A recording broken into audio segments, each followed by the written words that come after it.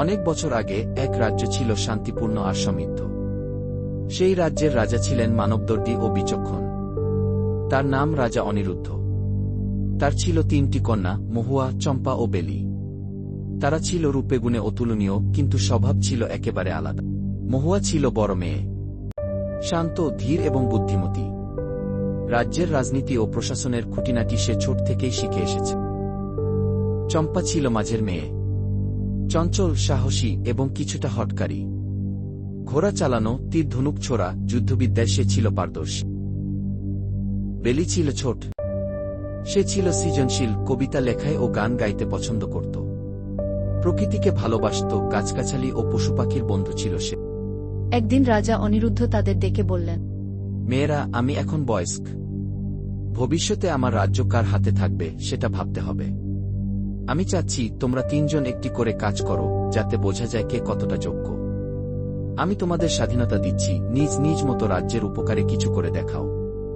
1 বছরের মধ্যে তোমাদের কাজের ফল দেখব। 3 বোনই রাজি হল। মহুয়া শহরের কর ব্যবস্থা সংস্কার করল। সে দেখল গরিবরা কর দিতে গিয়ে কষ্ট পাচ্ছে আর ধনীরা ফাঁকি দিচ্ছে। সে ন্যায়নিষ্ঠভাবে কর ব্যবস্থা ঠিক করল। আয় বাড়ল, জনগণ খুশি হল। চম্পা রাজ্যের সীমান্তে গিয়েছিল। এক বিদ্রোহী দল প্রায়ই আক্রমণ করত গ্রামগুলোতে। চম্পা তাদের বিরুদ্ধে লড়াই করল।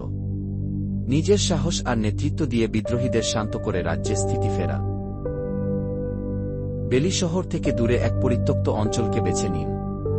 সে গাছ লাগানো শুরু করল, স্থানীয়দের নিয়ে একটা সবুজ বনায়ন গড়ে তুলল। সেই বনে পশুপাখিরা ফিরে এলো। সে শিশুদের জন্য একটি খোলা পাঠশালাও গড়ে তুলল, যেখানে প্রকৃতির মধ্যে তারা পড়াশোনা করতে পারত। 1 বছর পর রাজা 3 কন্যাকে ডেকে পাঠালেন। 3 জনই নিজেদের কাজের বিবরণ দিল। প্রথমে মহুয়া বলল, আমি ন্যায় প্রতিষ্ঠা করেছি, ধনীদের কর ফাঁকি বন্ধ করেছি, আর গরিবরা আজ আরও নিরাপদ। তারপর চম্পা বলল, আমি দেশের শত্রুদের পরাস্ত করেছি, সেনাদের সংগঠিত করেছি।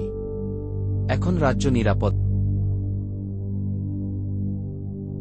সবশেষে বেলি বলল, আমি কিছু গাছ লাগিয়েছি, কিছু শিশুদের শিখিয়েছি, আর প্রকৃতিকে ফিরিয়ে এনেছি।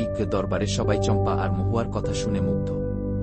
কিন্তু রাজা চুপ করে বসে রইলেন। তিনি গভীরভাবে ভাবছিলেন। পরদিন রাজা ঘোষণা করলেন, আমার রাজ্যের পরবর্তী উত্তরাধিকারী হবে 3 জনই। মহুয়া হবে প্রধান উপদেষ্টা, চম্পা সেনাপতি, আর বেলি হবে পরিবেশ ও সংস্কৃতির রক্ষক। রাজ্য চালাতে জ্ঞান, সাহস আর হৃদয়ের সমন্বয় চাই। তোমাদের 3 জনের মধ্যেই আমি সেই গুণ দেখেছি। একটি রাষ্ট্র শুধু শক্তি দিয়ে নয়, না শুধু নীতিনিষ্ঠা দিয়ে, বরং প্রকৃতি, সংস্কৃতি এবং মানবিকতাও লাগে টিকিয়ে রাখতে। তোমরা 3 জন মিলে সেই ভার নিতে প্রস্তুত কি? এভাবেই শুরু হলো নতুন এক যুগের যাত্রা, যেখানে রাজ্য চালানো হতো জ্ঞান, সাহস আর ভালোবাসার উপর ভিত্তি করে। রাজ্যবাসী খুশি থাকল, প্রকৃতি হাসল, আর রাজা অনিরুদ্ধ শান্তিতে চোখ বুজলেন।